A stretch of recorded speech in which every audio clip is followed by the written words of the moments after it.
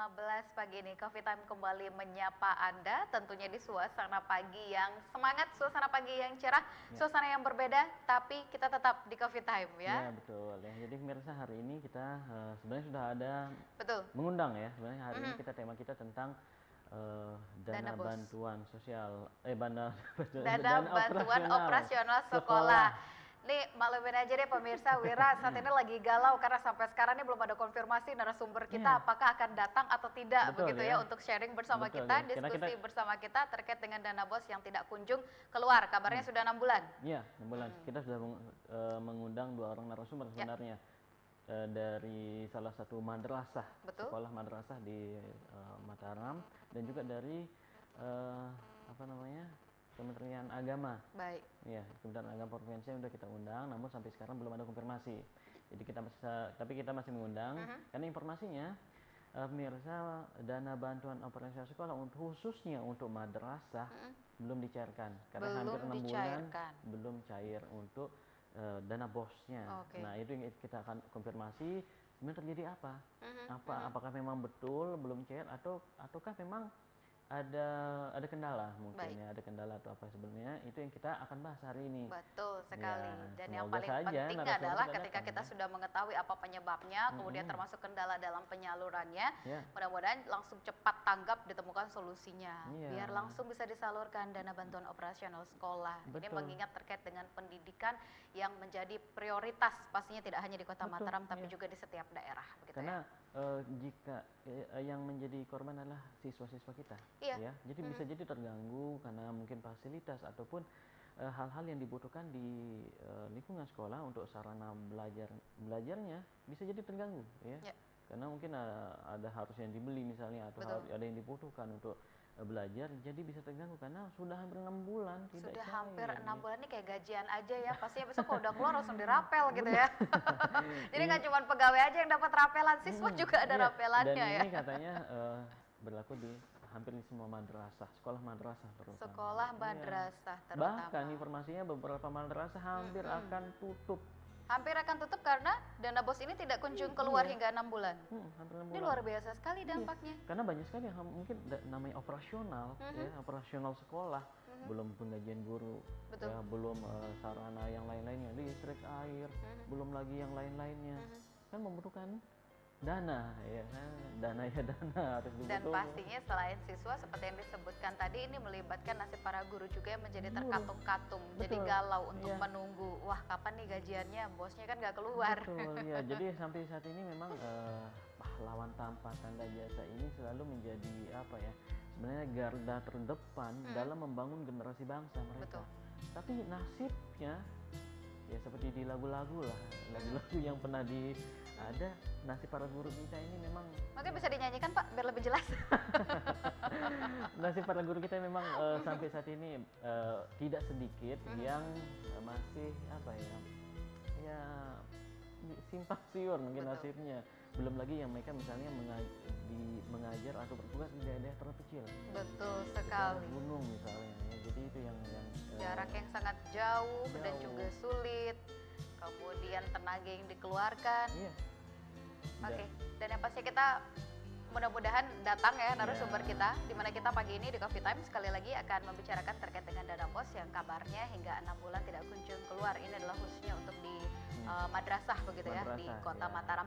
Tapi yang pastinya seperti biasa juga di Coffee Time Anda bisa merefresh kembali informasi-informasi terkini terkait dengan apa sih yang terjadi di daerah kita, terutama untuk Anda yang mungkin tidak sempat menyaksikan nuansa Lombok atau sempat menyaksikan tapi hanya sedikit saja akhirnya mungkin ya. Jadi pagi ini kita akan merefresh kembali informasi terkait hal tersebut. Masih tentang pendidikan, kemarin itu terakhir ujian nasional untuk tingkat SD ya. Dan di Kota Mataram terpantau sampai kemarin terakhir selama 3 hari lancar, aman, dan tidak walaupun amburadul. Lancar, aman, tidak ada kunci jawaban yang beredar, tapi soalnya yang amburadul, membingungkan para peserta ujian. Kan ada yang tidak tercetak, ada yang kita berharap di tahun-tahun yang akan datang tidak akan terjadi lagi hal-hal seperti ini. Betul Kalau sekali. kemarin di ujian SMA, ujian SMP terjadi kunci jawaban yang bocor. Kalau apa namanya cetakannya semuanya bagus, bersih, tidak ada yang terkendala masalah cetakan. Nah, yang menjadi kendala adalah temuan-temuan dari pihak-pihak tertentu yang menemukan kunci jawaban palsu, kunci jawaban yang beredar ya, terlepas dari itu palsu atau tidak. Iya, ada juga. Nah, namun di ujian nasional SD tidak ada yang mencontek-mencontek. Ini patut diacungi jempol. Adik-adik kita yang SD tidak yang mencontek, namun ada terjadi kesalahan di pencetakan. Ini human error berarti ya. Ini sampai 5 soal yang katanya atau kabarnya membingungkan para siswa SD. Iya. Jadi mudah-mudahan nih PR juga untuk badan-badan terkait begitu ya, supaya ini tidak terjadi lagi di tahun berikutnya. Jadi untuk ujian nasional SMA, SMP tidak ada lagi ditemukan kunci jawaban yang beredar.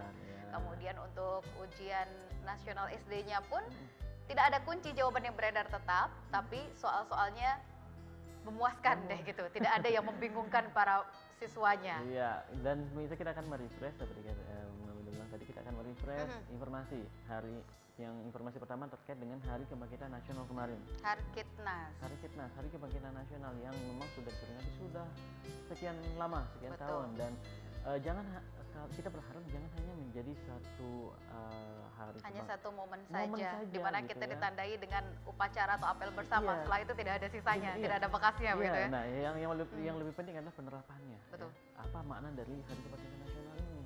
Itu menumbuhkan jiwa patriotisme kita, menumbuhkan semangat nasionalisme kita lagi, ya. Karena sekarang nasionalisme kita sedang diuji. Maksudnya? Sedang diuji. Nasionalisme generasi bangsa kita sedang diuji.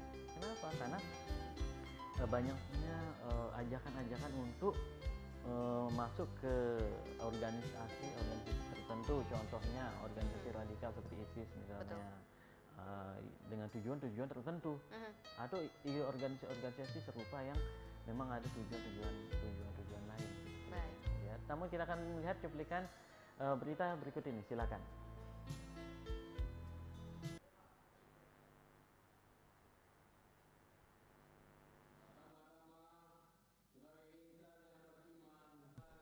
Pantauan Lombok TV upacara peringatan Hari Kebangkitan Nasional ke-107 tahun 2015 ini diikuti oleh para pejabat dan ribuan pegawai negeri sipil lingkup pemerintah Kota Mataram yang nampak begitu hikmat mengikuti upacara bendera yang dipusatkan di halaman kantor Sekretariat Daerah Kota Mataram tersebut. Pada kesempatan itu, Wali Kota Mataram Haji R. Abduh yang bertindak sebagai inspektur upacara menyampaikan sambutan Menteri Komunikasi dan Informasi Republik Indonesia Rudi Antara. Lewat sambutan disampaikan bahwa satu program pembangunan karakter saat ini adalah revolusi mental, sebab pembangunan karakter yang baik nantinya akan memberikan pengaruh positif bagi masyarakat. Sehingga dalam kesempatan itu Wali Kota Mataram Haji R. Abduh pun mengajak seluruh warga Kota Mataram terutama para pegawainya menjadikan peringatan Hari Kebangkitan Nasional ke-107 ini sebagai momentum dalam membangun semangat kebersamaan dan persatuan dalam membangun bangsa. Di mana sesuai dengan tema peringatan Hari Kebangkitan Nasional ke-107 tahun 2015 ini, Wali Kota Mataram mengajak semua pihak bisa mengambil sebuah nilai dalam perwujudan kerja nyata dengan bekerja lebih keras dan bukan hanya sekedar pengembangan wacana. Tema ini mengandung makna bahwa kebangkitan nasional sekarang lebih difokuskan pada perwujudan kerja nyata dengan bekerja lebih keras dan bukan sekadar pengembangan wacana. Tuntutan untuk terus maju dan mewujudkan Indonesia sebagai negara sejahtera telah menjadi pemicu pentingnya merealisasikan semangat kebangkitan nasional dengan kerja keras, kerja cerdas dan produktif.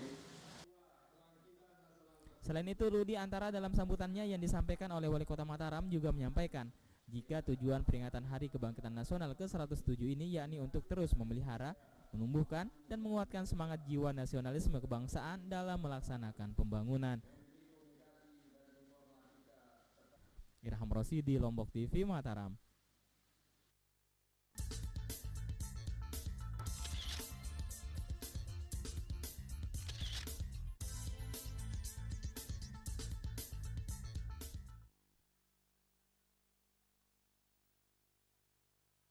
Kemarin ada di upacara di kantor Wali Kota Mataram ya, membacakan pidato ya dari Menteri Perhubungan yang pada dasarnya adalah bagaimana merevolusi mental di momentum Hari Kebangkitan Nasional ini. Betul. Ya. Sekaligus juga adalah pembentukan karakter.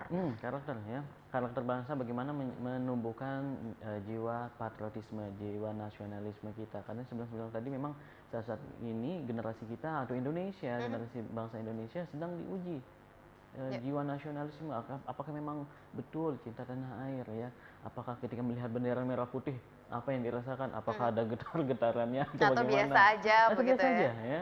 Atau bahkan kebanyakan seperti kita lihat biasanya ketika misalnya ada konser musik misalnya, ada acara-acara tertentu, malahan bendera lain-lain yang dibawa, bendera negara lain yang dibawa gitu ya. Kok begitu ya? Iya. Kalau kita lihat misalnya ada konser musik misalnya, bendera negara lain yang dibawa. Ya kan, nah ini sudah mungkin bisa jadi ada perubahan apa ya? Perubahan pola pikir mungkin ya, perubahan pola pikir atau perubahan jiwa nasionalismenya itu ya, jadi seperti itu. Nah, ada satu lagi berita yang sedang cukup mencengangkan. Ya. Setelah beberapa saat yang lalu kita diramaikan dengan informasi-informasi terkait dengan barang-barang yang dipalsukan. Bahkan terakhir juga di pasar ditemukan itu ada terasi palsu, kemudian cat tembok palsu juga. Sekarang ada lagi yang dipalsukan. Ini adalah komoditas yang paling banyak dicari, yang merupakan apa ya, makanan sehari-hari. Betul. Warga Indonesia, dan sekarang lagi menyebar luas terkait dengan peredaran beras palsu yang kabarnya ini sudah tersebar di negara asalnya begitu ya, di Tiongkok dari sendiri. Tiongkok, beras palsu gitu ya. Wah, jadi cukup mencengangkan aja ya. Kok ketika bisa gitu ya, beras dipalsukan. Palsu dan itu buat dari plastik. Terbuat dari limbah plastik. Ya. Dan kalau kita bisa buka di salah satu situs begitu ya yang menayangkan detail sekali dijelaskan bagaimana dari awal mula persiapan untuk membuat beras palsu ini sampai akhirnya terjadi atau timbul atau muncul beras yang benar-benar menyerupai beras banget begitu ya. Dan sekarang ternyata ini terdapat di daerah kita sendiri, ditemukan di salah satu pasar kabarnya? Iya, kabarnya ditemukan ada di salah satu pasar di Kota Mataram gitu. Apakah betul ditemukan? Nah, kita akan lihat cuplikan beritanya di berikut ini.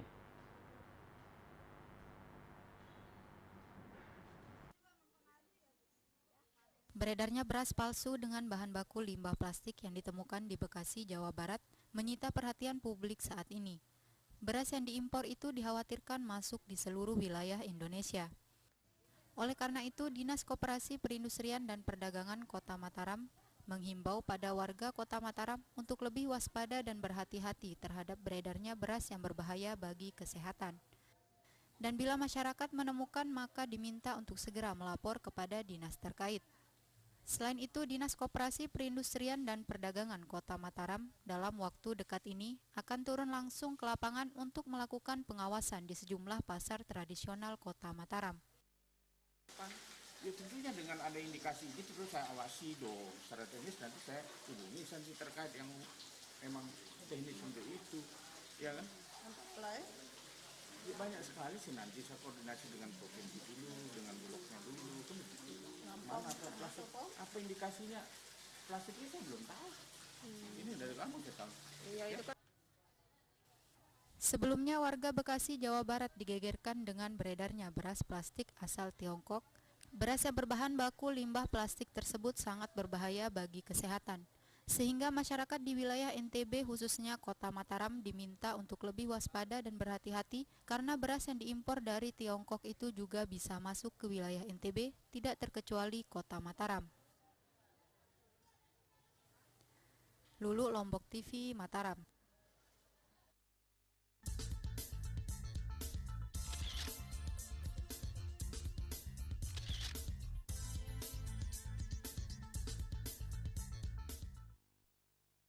Nah, jadi harus berhati-hati dan juga waspada mengingat beras asli dan juga beras palsu yang marak sekarang ini diberitakan tidak bisa dibedakan begitu ya, karena hampir sama dan juga mirip begitu ya. Yang pasti sangat membahayakan untuk kesehatan kita ya.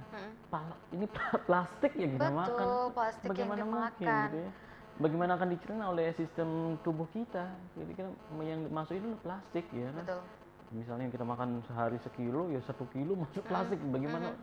Dan ini sangat-sangat perlu kita waspadai ya, sangat kita waspadai keberadaan ini. Dan juga kita mungkin banyak membaca, banyak membaca bagaimana membedakan antara beras yang asli ataupun beras yang palsu ya. Jadi dan juga kita berharap tentunya kepada pemerintah maupun instansi terkait agar lebih mewaspadai lagi ya terkait dengan peredaran beras palsu ini. Jangan sampai yang lagi-lagi menjadi korban adalah masyarakat sendiri tentunya. Betul ya. sekali. Dan yang pastinya masyarakat juga harus jeli seperti yang disebutkan tadi, harus selalu waspada, jangan sampai tergiur karena harganya murah, mungkin hanya 6.000 atau 5.000 per kilo, langsung dibeli banyak, tapi ternyata itu adalah beras palsu yang marak diberitakan, atau mungkin juga beras yang sudah dioplos karena sudah ditemukan. Ini antara beras palsu dan juga beras yang asli itu dicampur menjadi satu sampai akhirnya dikonsumsi oleh orang gitu ya. Jadi sangat-sangat kita waspada. Kalau beberapa waktu lalu kita masyarakat dibingungkan dengan atau mengecewa dengan kualitas beras. Misalnya contohnya beras Raskin. Betul. Yang berkutu, hitam, mudah basi atau tidak enak atau layak hanya untuk makanan ternak misalnya.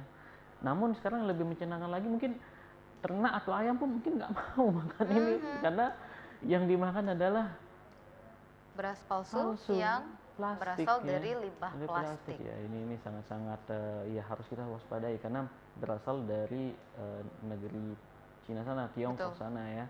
Ternyata tidak hanya macam-macam bisa dipalsukan. Ada handphone, ada TV, ada peralatan elektronik bisa dipalsukan. Nah, sekarang yang lebih dahsyatnya lagi adalah makanan yang kita konsumsi sehari-hari. Itu beras ya. Wah, luar biasa, sangat-sangat kita harus waspada ya, Betul. Pemirsa, kita waspada, jangan sampai ini termakan ya atau masuk ke dalam tubuh kita, pasti akan menimbulkan penyakit, pasti penyakit ya. Ya. Dan yang pastinya kita nanti akan tunggu update berita karena kabarnya dari rekan Irham yang saat ini tengah memantau di pasar terkait dengan peredaran beras palsu itu tadi, di mana ini tentunya menjadi informasi yang sangat penting sekali terutama bagi ibu-ibu rumah tangga. Sekali lagi jangan sampai karena duit bulanannya pas-pasan begitu ya, kemudian untuk menghemat mungkin untuk mensiasati duit yang pas-pasan itu tadi akhirnya membeli beras yang relatif harganya lebih murah, padahal itu bisa jadi beras palsu atau mungkin juga beras yang sudah dioplos. Hati-hati ya. Jadi memang harus hati-hati ketika seseorang ataupun orang-orang tertentu menawarkan sesuatu dengan harga yang murah. Ya, apapun itu. Jadi harus diselidik begitu ya. Jangan langsung oh iya tertarik untuk membeli, tapi harus diselidiki ini kualitasnya bagaimana, kemudian barangnya didapatkan dari mana, begitu harus jelas ya. Harus jelas. Jadi banyak sekali memang masyarakat tergiur dengan hal-hal yang berbau murah. Ya, oh ini ada ini murah. Oh ini murah. Apalagi yang sudah diobral ya. Pengalaman pribadi ya. Baik, kita akan kembali melihat cuplikan berita Nuansa Lombok yang tayang kemarin. Berikut ini, silakan.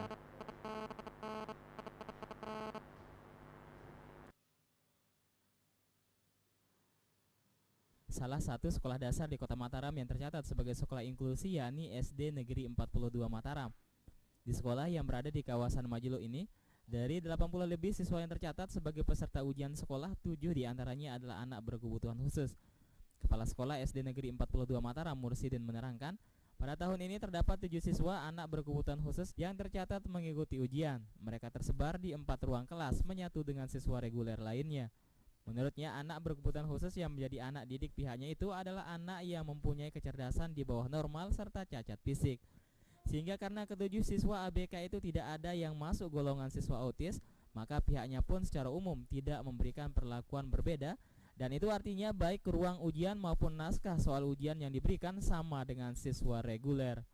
Mursidin menambahkan meski dari segi fisik 7 orang siswanya memiliki keterbatasan, Mursidin mengaku bangga dengan semangat juang yang mereka perlihatkan selama mengikuti ujian.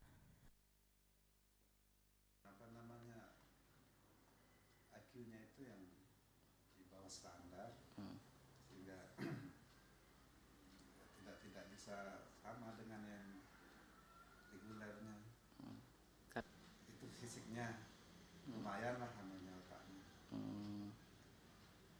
Tapi tidak akan sama dengan yang lainnya normal ya.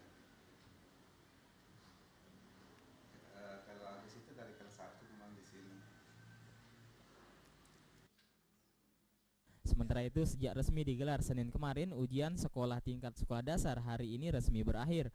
Dari segi pelaksanaan hari terakhir ujian sekolah ini jauh lebih lancar dibanding pelaksanaan hari-hari sebelumnya, di mana pada pelaksanaan hari terakhir ujian sekolah yang mengujikan mata pelajaran IPA ini, para siswa terlihat lebih tenang dalam mengerjakan soal, menyusul tidak lagi ditemukannya satu butir naskah soal yang mengalami kesalahan seperti yang terjadi pada ujian mata pelajaran bahasa Indonesia dan matematika.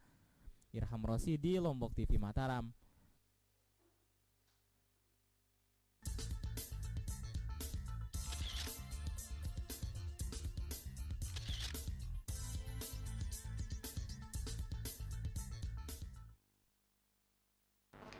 Ya, itu dia informasi terkait dengan pelaksanaan ujian nasional untuk SD ya. Betul sekali. Yang selesai kemarin seperti kita ungkap di awal tadi berjalan dengan baik lancar, dan salah satu video tadi kita lihat di salah satu sekolah di Kota Mataram yang ada siswa berkebutuhan khusus atau sekolah inklusi ya. Jadi ada beberapa siswa yang berkebutuhan khusus yang melaksanakan ujian nasional, dan patut kita apresiasi dengan baik karena walaupun di tengah kekurangan mereka, dia tetap semangat ya, tetap mengerjakan soal, tetap tetap semangat, tetap mau belajar ya, tidak kalah dengan yang normal. Betul ya. Betul sekali. Nah, ini bisa jadi menjadi satu inspirasi bagi kita yang normal, yang berkebutuhan khusus pun mau belajar, mau berbuat lebih baik. Nah, kita yang kadang-kadang yang masih normal, yang masih lengkap malas-malasan ya.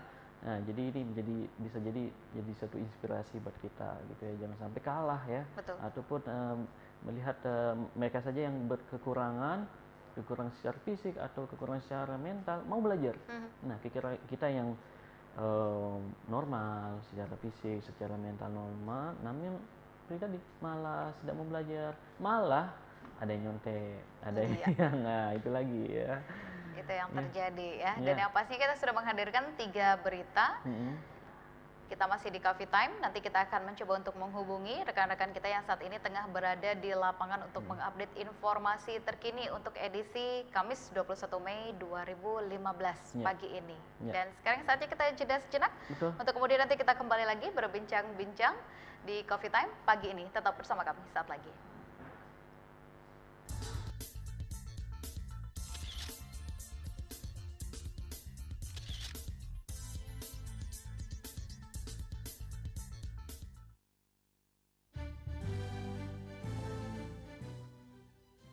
Bismillahirrahmanirrahim. Assalamualaikum warahmatullahi wabarakatuh. Saya Muhammad Zainul Majdi, Gubernur Nusa Tenggara Barat, menghimbau kepada seluruh masyarakat Nusa Tenggara Barat untuk memberikan data yang benar kepada petugas pendata pada program pendataan keluarga tahun 2015 yang dimulai tanggal 1 Mei sampai 31 Mei 2015. Dengan program pendataan keluarga ini, mari bersama kita wujudkan data keluarga by name, by address untuk kepentingan perencanaan dan pelaksanaan program berbasis keluarga serta program-program pembangunan lainnya di seluruh tingkatan wilayah. Mari sukseskan program pendataan keluarga 2015. Terima kasih. Assalamualaikum warahmatullahi wabarakatuh.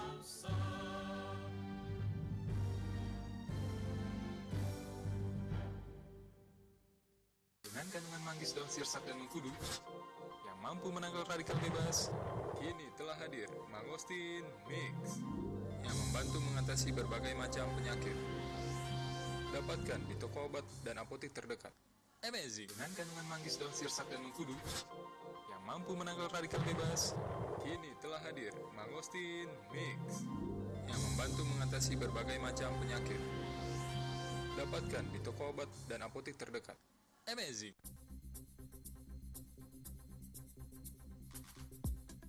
Anak biasanya lebih siap memasuki pendidikan dasar, mana yang dia inginkan sesuai dengan bakat dan kemampuan anak. Kita berusaha manajemen kita perbaiki juga. berprestasi kreatif berdasarkan iman dan takwa.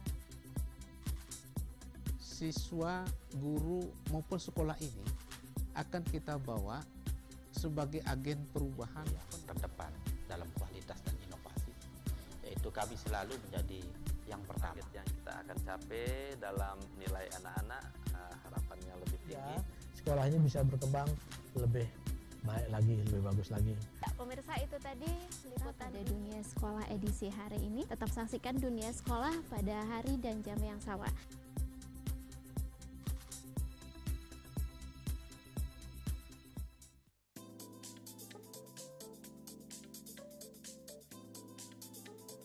Assalamualaikum warahmatullahi wabarakatuh.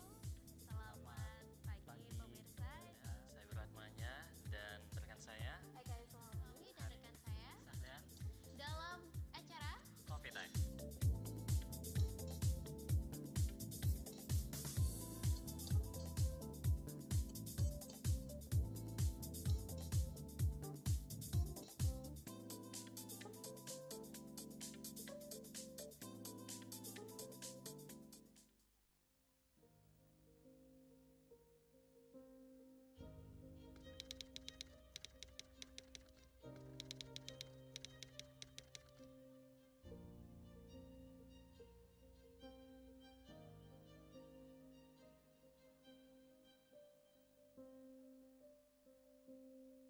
Saat ini korban sudah banyak berjatuhan.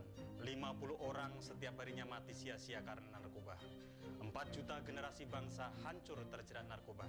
Kita sudah dalam darurat narkoba. Apakah kita biarkan keadaan seperti ini? Para korban penyalahguna narkoba telah kehilangan masa lalu dan masa kininya. Jangan sampai mereka kehilangan masa depannya. Mari kita rehabilitasi.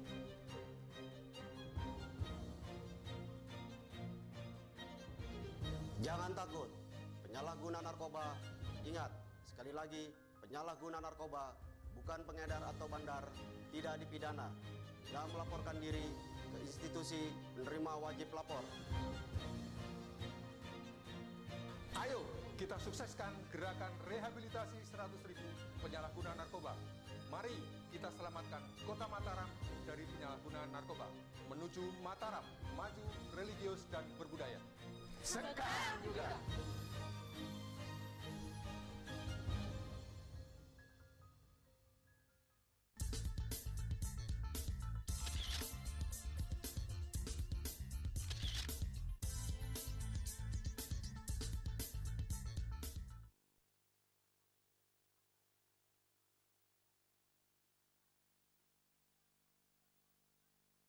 Tetap semangat juga untuk Betul. beraktivitas, terutama untuk Anda yang mungkin aktivitasnya di luaran sana berpanas-panasan karena Iya. cuaca memangnya kalau sudah jam 10 ke atas pasti panas banget begitu.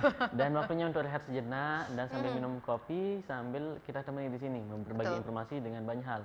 Dan nanti kita akan update informasi terkait dengan peredaran beras palsu. Apakah memang sudah ada di Mataram ataupun seperti apa? Karena dinas terkait saat ini sedang sidak ke sejumlah pasar tradisional di Kota Mataram untuk melihat apakah memang sudah ditemukan beras palsu ini. Gitu. Nah, kita masih menghubungi nanti rekan-rekan reporter Lombok TV yang saat ini sedang mengikuti di sejumlah pasar. Kabarnya sekarang baru saja sampai di Pasar Cakra, ya. Namun belum kita dapat terhubung.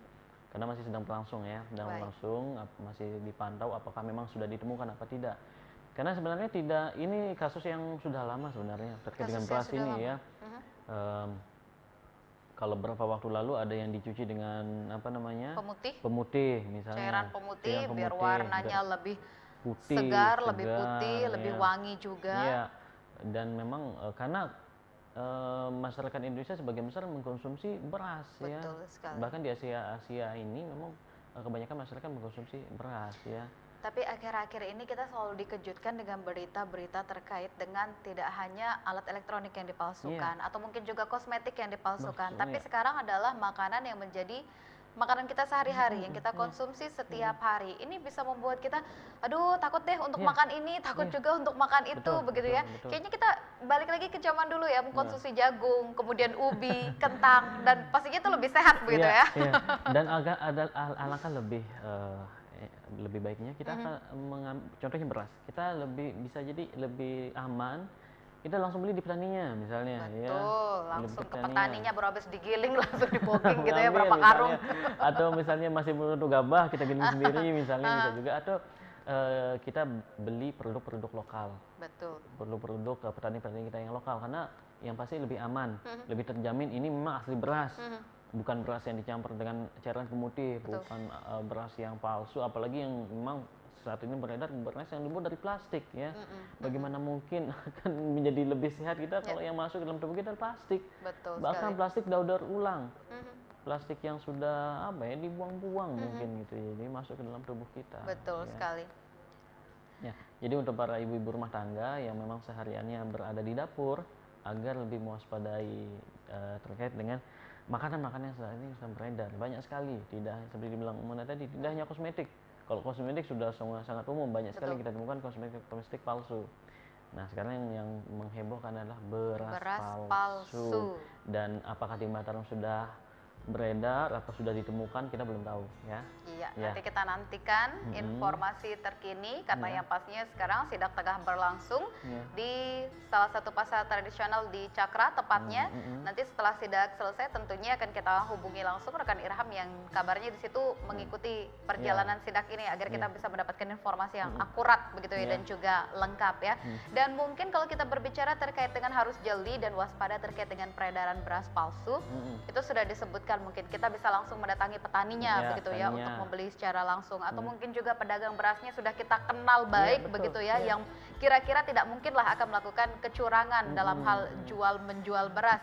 Dan satu mungkin yang bisa kita lakukan untuk menghindari beras palsu itu tadi adalah membeli beras kemasan yang ada di supermarket atau swalayan yang memang sudah teruji kualitas dan juga khasiatnya begitu. Dan jangan tergiur dengan ini beras impor, ini beras dari luar negeri, ini beras dari inilah, dari negara inilah. Nah, cintai produk dalam negeri. Lebih baik produk-produk daripada kita cinta produk orang lain tapi akhirnya nyesek di diri kita sendiri, karena ini berimbas ke kesehatan ya. Karena kebanyakan masyarakat kita ini tergiur dengan ini impor, ini kosmetik impor dari ini, tampaknya palsu.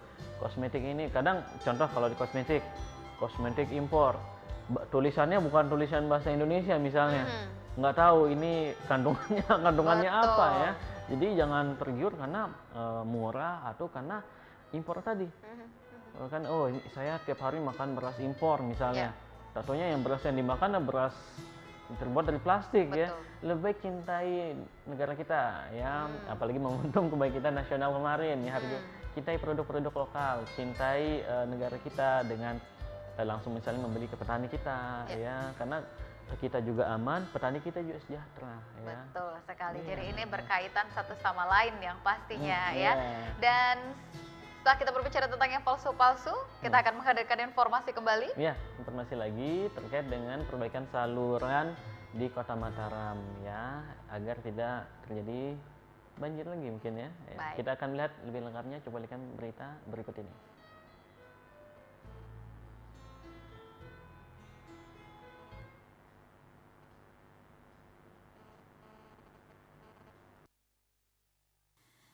Demikian disampaikan langsung oleh Mutawalli, Kepala Dinas Pertanian, Kelautan dan Perikanan Kota Mataram terkait perbaikan saluran irigasi yang ada di sejumlah wilayah Kota Mataram. Mutawalli menyebutkan, hingga saat ini pihaknya masih menunggu peraturan wali kota terkait perbaikan saluran irigasi di sejumlah wilayah Mataram. Dalam rencana perbaikan saluran irigasi yang bersumber dari APBD Kota Mataram diperkirakan mencapai 47 miliar rupiah. Di mana anggaran itu akan difokuskan di wilayah Kota Mataram yang kerap menjadi langganan banjir, meliputi kelurahan yang ada di wilayah lingkar selatan Kota Mataram. Mutawalli menambahkan, peraturan wali kota terkait perbaikan saluran irigasi sendiri masih belum dapat dipastikan. Namun demikian, Mutawalli berharap jika perwal akan keluar pada tahun ini, sehingga anggaran dana perbaikan saluran irigasi tersebut bisa dieksekusi. Karena anggarannya sendiri, ungkap Mutawalli, sudah dikucurkan pada bulan ini. Eksekusi begitu saja, harus kita siapkan perwal karena APBD sudah berjalan, jadi kalau dimasukkan nanti berubah lagi. Jadi kita persiapkan perwal untuk melaksanakan itu. Lebih lanjut, Mutawalli menambahkan, perbaikan saluran irigasi tahun ini akan difokuskan seluas 40 hektar, di mana penggelontoran anggaran tersebut dimaksudkan untuk mengantisipasi banjir yang kerap melanda Kota Mataram pada musim penghujan yang disebabkan menyempitnya saluran irigasi. Tingginya alih fungsi lahan juga dianggap sebagai penyebab banjir di ibu kota Provinsi NTB tersebut. Lulu, Lombok TV, Mataram.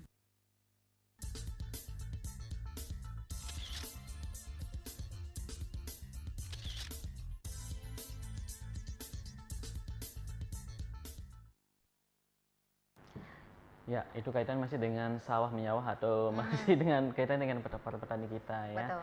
Jadi masih menunggu ada perbaikan-perbaikan saluran irigasi khususnya untuk lahan persawahan yang ada di Kota Mataram. Namun perkembangan saat ini pemirsa Muna ya, para petani kita sudah diambang ya, Diambang? karena banyak lahan pertanian dialihfungsikan. Betul. Jadi pemukiman, banyak perumahan-perumahan baru nih contohnya. Jadi kadang-kadang memang Mataram bisa jadi langganan banjir tiap tahun karena saluran semakin menyempit, bahkan alih fungsi lahan bisa jadi salah satu penyebabnya gitu ya. Salah satu penyebab dari banjir begitu ya. Kita kembali teringat banjir beberapa saat yang lalu yang terjadi kalau tidak salah itu di 13 kelurahan gitu ya di Kota Mataram. Dan informasi tadi tentunya akan dilanjutkan juga atau diikuti juga dengan informasi-informasi lain. Kali ini kita punya informasi terkait dengan masih tentang tindakan kriminal. Tindakan kriminal. Lagi-lagi ditangkapnya curanmor, pelaku pencuri sepeda motor ya, yang masih sangat meresahkan sampai saat ini. Belum ada kapok-kapoknya. Belum ada kapok-kapoknya. Apakah ini berkaitan dengan sanksi yang diberikan mungkin ya, yang terbilang ringan, atau mungkin juga sanksinya sudah berat tapi para pelakunya yang tidak juga kapok begitu ya untuk melakukan aksi kejahatan. Langsung kita saksikan ini dia informasinya. Silakan.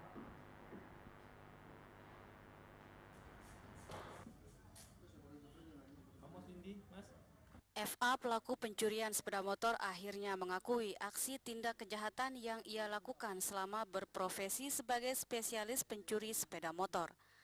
Pria asal Lumajang, Jawa Timur ini mengaku kerap melakukan aksi kejahatannya di wilayah NTB dengan modus berpura-pura meminjam sepeda motor calon korbannya. Barang apa saja yang kamu ambil? TV sama PS. Terus sepeda motor berapa kali? Saya tahu bentuknya. Ini.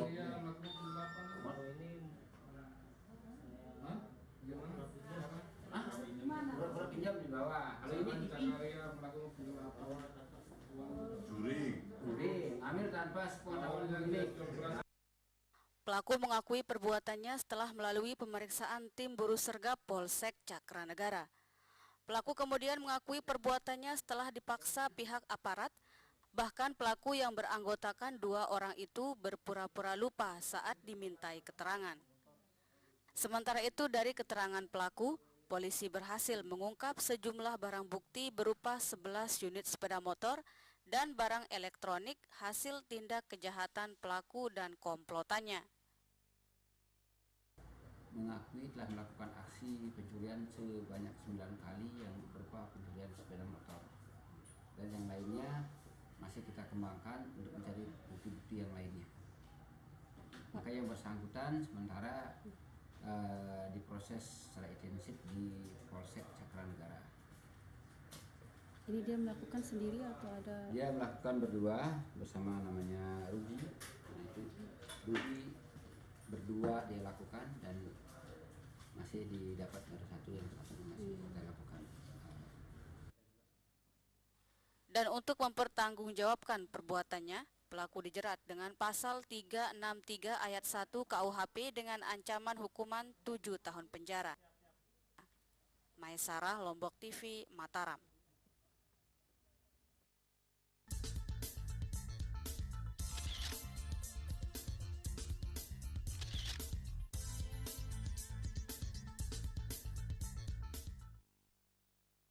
Ya, terima kasih Anda masih bersama kami di Coffee Time untuk edisi Kamis kali ini. Dan yang pastinya informasi tadi adalah terkait dengan pelaku curanmor yang berhasil ditangkap oleh aparat kepolisian. Dengan modusnya adalah meminjam sepeda motor, ya meminjam. Nah ini harus hati-hati kita. Kalau ada pinjam sepeda motor sebentar gitu, pinjam sebentar akhirnya hilang, dibawa gitu kabur, atau mungkin juga dipinjam kemudian motornya dikembalikan, tapi beberapa saat kemudian motornya hilang karena kuncinya sudah diduplikasi begitu ya. Jadi macam-macam modusnya sekarang terkait dengan kejahatan yang ada di sekitar kita, dan ini membuat pola pikir kita atau mungkin juga karakter diri kita agak berubah.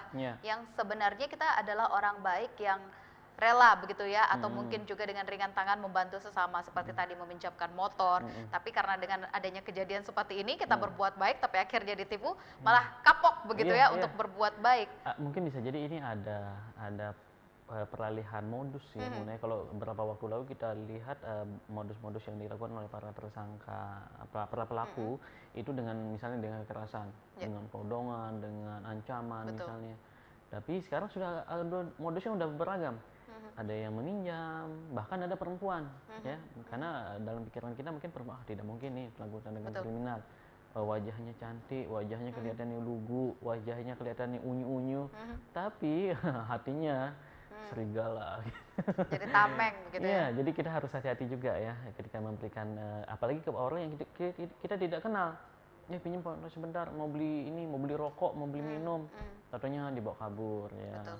Atau ke teman, walaupun teman dekat kita juga harus hati-hati kalau kita memang lihat ini benar-benar orangnya tidak apa ya, kelihatan tampangnya kriminal lah gitu ya. Jadi kalau yang kelihatannya ini agak-agak gimana ya mungkin harus hati-hati ya. Baik. Ya. Jadi itu pelaku tindakan kriminal kembali tentang pencurian sepeda motor. Betul sekali, masih marak terjadi masih begitu banyak, ya. Oh, kita harus hati-hati, jangan parkir di yang agak sepi, ataupun kalau malam hari jangan lewati jalan-jalan yang agak sepi ya. Ataupun agak kita waspadai, atau bisa juga menaruh yang berbau teknologi sebenarnya mana? Betul, apalagi sekarang ini kan ada banyak sejenis alarm. Kalau mobil itu kan punya alarm tuh, disentuh aja udah bunyi. Sekarang di motor juga ada yang seperti itu. Bahkan salah satu perusahaan pembuat sepeda motor juga sekarang melengkapi unit motor mereka dengan itu tadi, safety tadi, keamanan. Keamanan ini bisa jadi alternatif agar apa ya? Karena pencuri sepeda sudah sangat-sangat meresahkan sebenarnya. Modusnya pun beragam, jumlahnya pun semakin meningkat. Jadi mudah-mudahan cara-cara pintar ini dengan memanfaatkan teknologi yang ada bisa meminimalisir sampai akhirnya zero pencurian kendaraan atau sepeda bahkan bermotor. Kita bisa juga misalnya menggunakan teknologi GPS misalnya. Betul sekali. Iya, jadi bisa tahu motornya ada di mana. Jadi jangan cuma pasangannya aja yang di taruhin GPS begitu ya, biar tahu nih lagi di mana sama siapa lagi ngapain. Tapi kendaraannya juga begitu. Kalau motor sekalipun, tapi kalau motor-motor yang sudah agak uzur mungkin nggak perlu ya.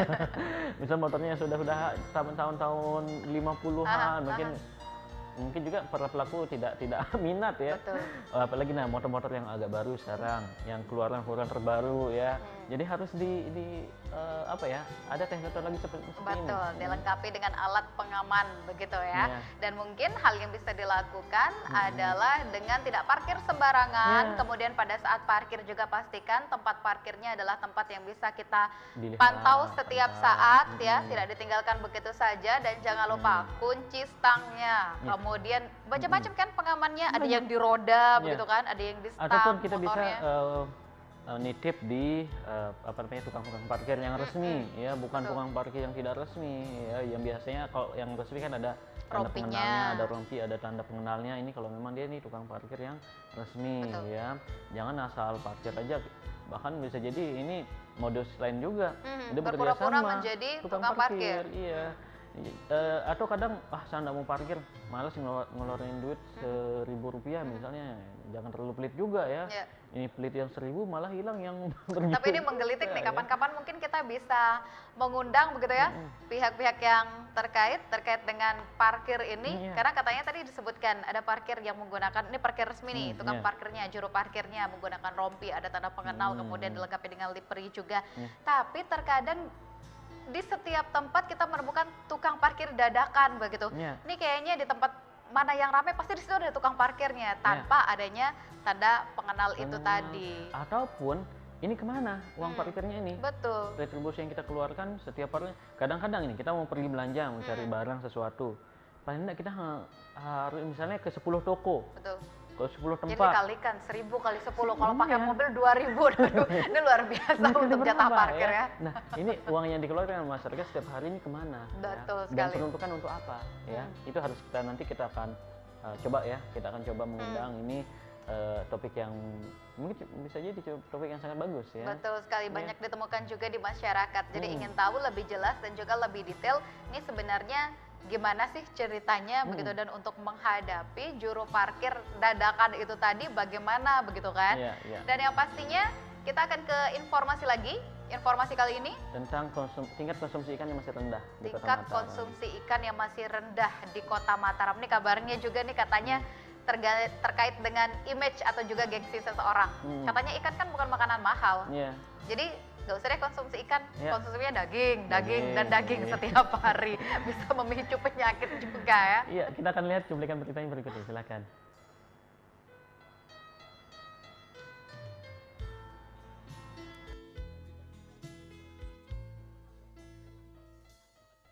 Menurut Kepala Dinas Kelautan, Pertanian, dan Perikanan Kota Mataram Haji Mutawalli, hingga kini tingkat konsumsi ikan penduduk Mataram masih berkisar 27,9 kg per kapita per tahun atau mengalami peningkatan 2 kg per kapita per tahun dibanding tingkat konsumsi ikan pada tahun sebelumnya.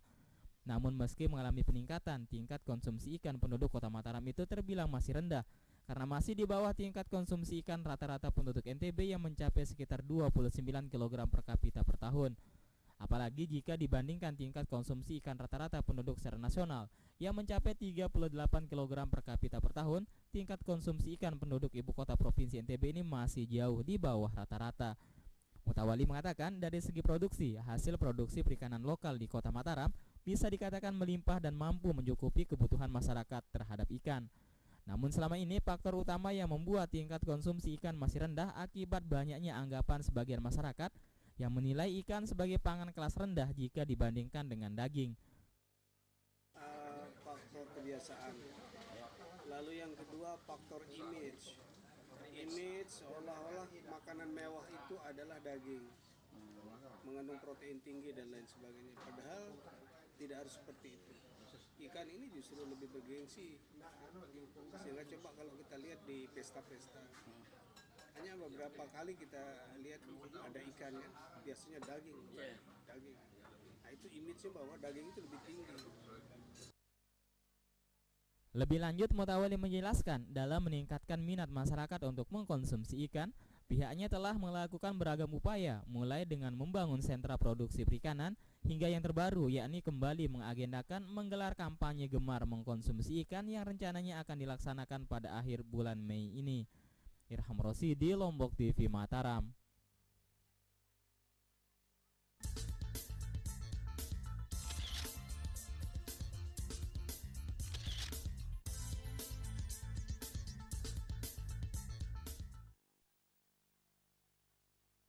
Yang menarik terkait dengan konsumsi ikan di Kota Mataram yang masih rendah ya.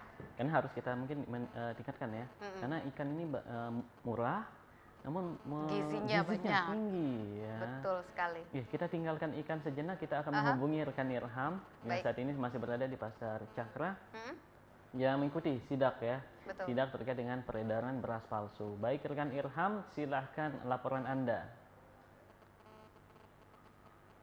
Rekan Irham. Assalamualaikum warahmatullahi wabarakatuh. Selamat pagi rekan Sadang dan Muna yang ada di studio, dan selamat pagi pemirsa Lombok Tuti. Ada Wira dan juga Muna Musni di sini rekan Irham. Ya, pemirsa Lombok Tuti, pada akhir-akhir ini masyarakat dihebohkan dengan ditemukannya sejumlah produk makanan palsu, salah satunya beras.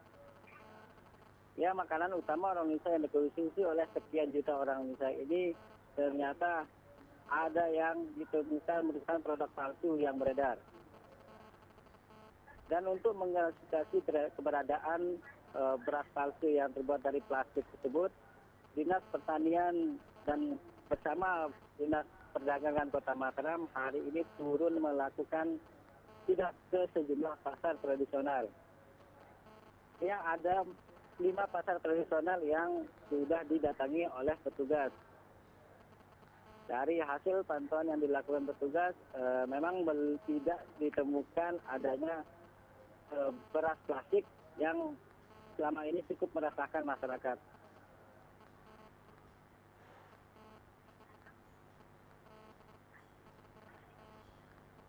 Oke, rekan Irham? Ya, halo. Ya, silahkan laporannya. Mungkin ada yang perlu ditambahkan lagi terkait dengan peredaran. Apakah sudah ada di Kota Mataram terjadinya atau adakah tindakan atau dinas terkait untuk meminimalisir adanya peredaran beras palsu ini? Ya, untuk implementasi sendiri, menurut keterangan para pedagang di jumlah pasar ini, pasca beredarnya pemberitaan terkait adanya beras plastik yang ditemukan di Jakarta tersebut, mereka langsung waspada dengan tidak lagi membeli beras yang berasal dari luar Lombok. Itu artinya pasokan beras yang masuk ke pasar-pasar tradisional di Kota Mataram itu lebih banyak berasal dari beras lokal dari kawasan Lombok Barat maupun Lombok Timur. Baik, ya, terima kasih rekan Irham ya, yang sudah melaporkan ada sidak di beberapa pasar, ada 5 pasar penguasa yang sudah didatangi sampai saat ini dan tidak ditemukan ya, belum ditemukan, dan semoga sih kita berharap tidak ditemukan ya. Kita berharap tidak ditemukan peredaran beras palsu yang ada di Kota Mataram ya. Dan yang pastinya terkait dengan informasi yang kita simak secara sekilas ini pagi ini, nanti kita akan bisa simak begitu informasi selengkapnya di Nuansa Lombok. Ya, jangan lupa nanti pemirsa bisa menyaksikan informasi selengkapnya terkait peredaran beras palsu di Kota Mataram, apakah memang sudah ada atau sementara ini belum ditemukan, dan adakah langkah-langkah dinas terkait untuk menjaga agar tidak terjadi adanya beras palsu yang sudah ditemukan seperti di Bekasi ya. Betul. Di Bekasi sana, di daerah Jawa Barat sana ada peredaran beras palsu ya. Jadi kita berharap tentunya tidak ada ditemukan ya di daerah kita di Kota Mataram atau di NTB tidak ditemukan, atau di Indonesia sekalipun bisa dihilangkan lah ya, seperti ini. Yang paling penting adalah kita masyarakat waspada dengan jangan teriming-imingi atau terbujuk murah ataupun ini barangnya impor. Berasnya yang kelewat putih begitu warnanya harus ya. Dilihat ya. Mungkin banyak pembaca nanti lewat internet ataupun di literatur lain bagaimana membedakan beras yang palsu dan beras yang asli ya, jadi begitu. Jadi biasa sudah banyak informasi yang kita berikan ya di kesempatan Coffee Time pada hari ini ya. Dan semoga besok Jumat narasumber yang kita undang untuk bersama kita di Coffee Time bisa hadir, tidak berhalangan, sehingga besok kita bisa berbincang-bincang lebih luas dan juga lebih dalam terkait dengan tema yang pastinya akan kita siapkan besok. Pastinya temanya lebih menarik dan juga lebih asik untuk kita simak sambil kita ngopi berbagi informasi. Ya, tadi kita sudah bicara tentang ikan dan banyak sekali ya bagaimana konsumsi ikan, dan ada curanmor juga, dunia kriminal, banyak sekali yang sudah kita bagi pada kesempatan hari ini. Dan memang pada hari ini sebenarnya kita membahas tentang dana bos ya yang belum share ke madrasah ya. Namun narasumber kita mungkin berhalangan hadir, mungkin ada kegiatan lain atau mungkin ada sedang mau mencairkan mungkin atau sedang apa ya, kita belum tahu ya. Dan berharap di lain kesempatan kita akan kembali membahas tentang pencairan dana bos ini. Betul sekali. Dan yang pastinya terima kasih telah bersama kami. Kini saatnya saya Munawwarah Muzni dan saya Ratmaja pamit undur dari hadapan Anda di edisi Kamis 21 Mei 2015 pagi ini. Wassalamualaikum warahmatullahi wabarakatuh. Sampai jumpa. Mana nggak ada suaranya tadi Irham itu, jadi nggak tahu orang ngomong.